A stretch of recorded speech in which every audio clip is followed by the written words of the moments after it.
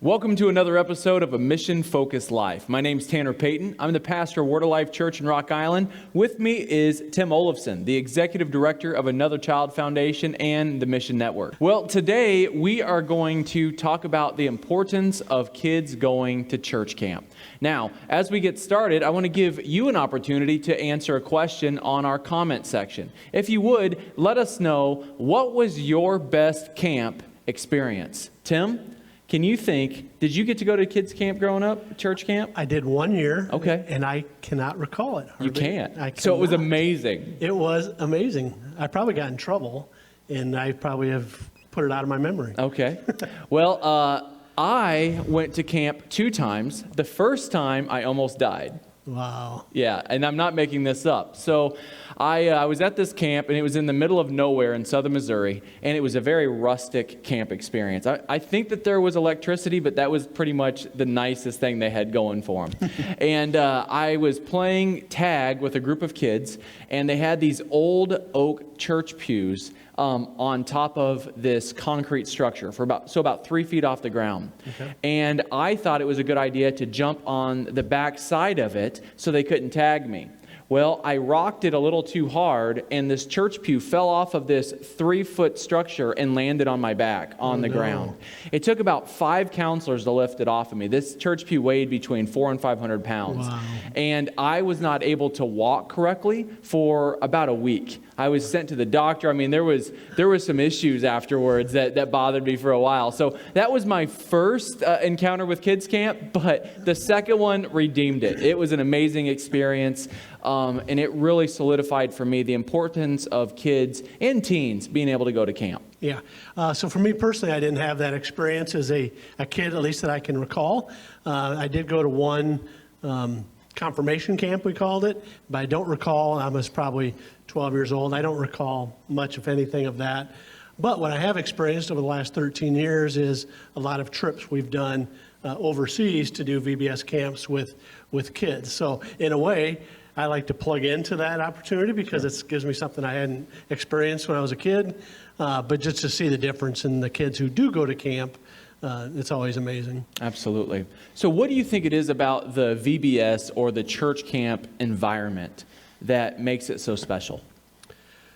I think it's truly a relaxed atmosphere. I think you get the kids out of their environments in which they live in. Even if they come to a local church, they're still kind of within their environment for different activities. But when you take them to a camp and you get out into nature, it's just a whole different ballgame for these children. I think they feel more relaxed, more free, and maybe they can experience something that they wouldn't experience otherwise. Absolutely. You know, kids are so energetic, and they need things to be able to burn off their energy, to be able to kind of focus them in on what's important. You know, I think about the camp that I went to. There were activities all day long, you know, from the moment you woke up till you went to bed at night. And the food wasn't all that great, but that's not what you go to camp for, is to eat good food. But it was the swimming, and it was the hiking, it was the archery, it was the softball and the dodgeball and the kickball and the climbing wall. And I mean, all of these different things that we had going on. But then we knew that every night, after we got to have all this fun all day and hang out with our group and be with our youth pastor and all of our friends, that we were going to go in and we were going to have a service. And we knew that service, that the praise and worship was going to be amazing. We knew that we were going to hear great speakers and that God was going to do things. And I'll tell you what, it got to the place where my friends and I, we would be more excited about the service at night than the activities during the day, because God would move so powerfully in our lives. Yeah. The way we kind of orchestrated our trips where we do VBS camps is we do like the VBS and the rotations in the morning. So we'll have our Bible study and our games and our craft activities and music. We do all those in the morning. And then in the afternoon, we have what we call organized free time. So where we have relay races and games like that. And then the late afternoon is kind of free time. And then in the evening, we have special times where the team gets together along with the kids. And we do minute to win it games, and we do bonfires and stuff like that. So we tend to do our worships more in the morning, and then we do a recap. But music is always a very important part of camps. Some of my best memories of the camps that I've went to as an adult always focus around the music, being around that campfire at night and things like that. So I think the music, if you're a guitar player, you're in. Oh, yeah. As far as camp goes. So I remember one of the things that was most impactful for me, like you said, was kind of those breakout times where you actually get a chance to slow down and really have some deeper conversations. Yeah. And I know that some of my best relationships, some of my closest friendships were made off at camp, because like you mentioned, you're away from the normal, you're away from the everyday, and it's a new environment to where everybody's kind of on the same equal playing field. Everybody just kind of goes and has the opportunity to be who they are and just experience something new together.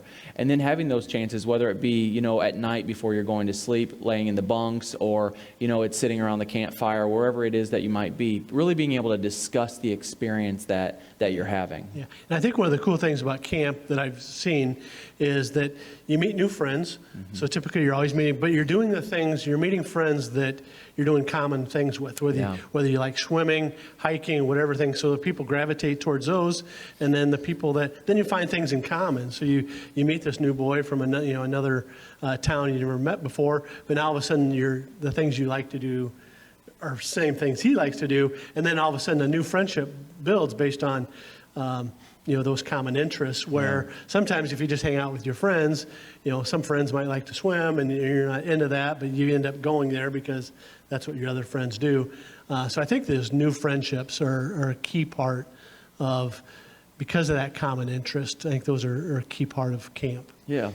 One of the things that has become maybe more apparent to me, especially as I've had children of my own, and I'm getting a little bit older and I'm actually paying for things out of my own pocket, is I think one of the biggest hindrances to kids going to camp today is cost. Yeah. The cost of camp whenever I was younger, you could go for a week for, $60, $70. Well, now you go somewhere for a week, you're going to pay $200-$300.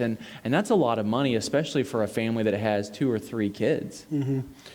Yeah, so one of the other things that I just wanted to mention as far as one of the hindrances is that the kids are so active in usually these sports, these sports clubs. I think that was mine, but mine was by choice. It wasn't because I was part of a team that I had these commitments to that. But for me, it was I love playing baseball. Yeah. And so it was baseball probably 7 days a week, all during the summer. So I just chose not to go to camp because I would rather be playing baseball. Sure. But yeah, so I think a lot of times now with today's kids, I think cost is a part of it, and they seem to be committed to other things that keeps them from going to these camps, which summers need to be enjoyed. They don't need to be scheduled. I think more flexibility you have and the more things kids can experience, I think the better for the kids. Well, that's such an important point, too, because summers used to be a time for kids where they could breathe a little bit and relax. And now it just seems like, the schools are trying to take over the summer times with, summer different activities. And, kids are just so structured that they don't have that downtime to just relax and enjoy life and then get ready again to start up in the fall. Now it's just they might have a week or two where they can do whatever, and then it's right back in. And a lot of sports, they're practicing every single day all throughout the summer, and man, that's hard. Yeah. Well, I know one of the school districts I'm working with to try to get mission trips set up for, they say it has to be during the first week in August, because that is when that's a no-go week. That's when the school is not allowed to schedule anything, whether it's football, pre-football camps or volleyball or whatever these kids are involved in the summer. They have 1 week where they just are not allowed the school is not allowed. But how many organizations or groups are trying to get into that, to try to get people? This is the week we have a shot at getting these kids, and it's probably a battle to win those things too. We need a no-go month where they have an entire month without scheduled activities. That'd be nice, wouldn't it? That was our whole summer. Yeah. I remember I'd get out of school and I'd have nothing, and maybe go out and do tasking. You'd have a little side job or something like that. But yeah, your summers were free. I mean, just ride your bike around town all day and do fun kid stuff. Well, one of the struggles for us as a church is we are non-denominational, and that means that we don't have the ready access that a lot of these denominational churches do to, whether it's their statewide campground or it's a campsite that everybody utilizes, and that makes it hard for us because we want to be able to send our kids to camp, but we don't always know where to do that. Thankfully, you know, there is a local camp that Youth Hope puts on every year, so we're able to send some kids to that. But we are on the lookout for a good local camp to be able to send the rest of our church kids to that they want to be able to go. Yeah, that's interesting. I never really had thought about that perspective. I thought camp was pretty much available but that was always through my church, through my denomination. Right. And I'd never really thought about what do kids from other denominations do. Interesting. You know, I wonder if that might be something that we could even discuss further for the Mission Network. Yeah. You know, being able to connect churches that are looking for camp opportunities, or, you know, I mean, it kind of goes along a little bit with that idea of a short-term mission. Yeah, and I know one of the things we talked about earlier this spring was doing some type of activity where we could bring kids in, even if it wasn't a camp where you go out to a campground, but you kind of do like day trips or day camps where you bring them in. They might go home at night, but you bring them in and you do different activities, maybe do a couple field trips during the day, and you go out and you serve people one day, and you go out and you have fun one day. But I think those are opportunities that the network should look into to kind of give more availability to kids and try to do it in a cost-effective way to where it's not a deterrent to kids to not be able to go to camp. Yeah, absolutely. Well, and I think for a lot of parents today, too, it's the fear of sending your kids somewhere that you don't know anybody. Mm-hmm. You know, that wasn't necessarily a concern even 20 years ago whenever I was in camp. But now, man, there's just a lot of things have changed, and it is harder to let your kids go somewhere, especially if it's a distance away that you're not going to be close by, that you don't know the staff, you don't know the individuals. So I think maybe talking about that idea of having a day camp experience from like 8 in the morning till 8 in the evening, where kids do get that opportunity to go to serve, and then in the afternoons and evenings they get to go swim, they get to go play games, they get to go have fun. But then every night they're going home to see their parents. Yeah. That might be a better alternative, and I think it'd be more cost effective. It would become more cost effective, and I think you got facilities like this here at Word of Life to where you could create a camp-like atmosphere. You could, make different areas in the church that that would be different areas that where kids could explore and do some fun things. And it wouldn't be the same, of course, but you could create different opportunities for the kids to learn different things. You could have a nature room where they could go in and learn different things, and then maybe in the afternoon you go out and you go to a state park and you kind of do some things so you kind of teach them about creation and how God created this world, this beautiful world, and maybe give them a little bit of taste of that, and then take them over and have them do a scavenger hunt or something like that, looking for different things that God has created. So that's a great idea. Yeah. You've got the ideas rolling around in my head right now. Yeah. So as we kind of close this segment today, what would be your encouragement to our audience watching this about getting their kids to camp? I mean, this year it might be a little bit late in this year to try to find something, but looking forward to next year. This year we didn't even know if things were going to be opened up or not, so it's kind of like a soft opening. But next summer, hopefully, things will definitely be open in full swing again. So what can we say to our audience about getting kids into these good experiences? Yeah, I think if they have an opportunity yet this year to do that, is to get your kid into a camp. I think I've seen it multiple times with children. Now, this is typically in the country of Romania where we send kids to camp. They need that opportunity to get out of their normal environment and into a safe environment that's loving and that will nurture them. I think it's vitally important to the kids to do a little bit of self-discovery of their own faith and not have it just be spoon-fed to them, to where they can go out and experience things. And I think that's what camp does more than anything. It creates an experience for kids to learn about God, and they do that in a fun atmosphere, in a loving atmosphere. Camp is vital. I mean, I missed it as a kid. And I would do just about anything to be able to go back and have a true camp experience like is available today. I had a really great youth pastor that would use camp as a catalyst in our lives because, it can be like anything else. It can be like going on a marriage retreat or any type of retreat where you go and you get filled up and you come back really excited, and then the glow wears off after a couple of days.